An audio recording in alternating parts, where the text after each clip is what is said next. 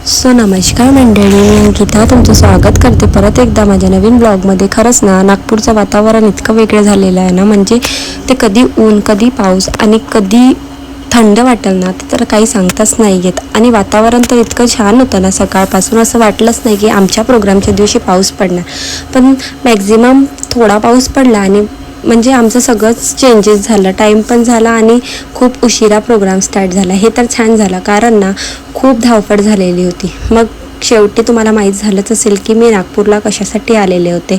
तर माझ्या बहिणीची ना एंगेजमेंट होती. तर हे सगळे काम ना आम्ही फर्स्ट टाईम करत होतो, म्हणून थोडी भीती पण वाटत होती, कारण घरातला सगळ्यात पहिला फंक्शन होता. आणि हे सगळं बघताना ना डोळ्यात पण अश्रू येत होतं, कारण माझी छोटी बहीण इतक्या लवकर मोठी झाली ना, तर ती सुद्धा रडायला लागलेली होती. कारण ती एकीकडून हॅपी पण होती आणि एकीकडून तिला असं वाटत होतं की मी इतक्या लवकर कशी का मोठी झाली. कारण आमच्या घरात ना मुलगा नाही आहे, आम्ही तिघी बहिणीच.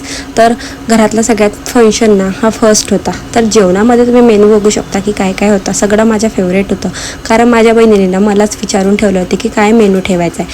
सायंकाळी सगळं आवरून झाल्यानंतर ना मेकअप तर इतका छान दिसत होता, आणि तो मेकअप ना वॉटरप्रूफ असल्यामुळे तो बराच वेळ निघालेला नव्हता. अमनसोबत खूप दिवसानंतर भेटून ना खूप छान वाटत होता. आणि ही जे बघताय ना, ही माझी बेस्ट फ्रेंड आहे.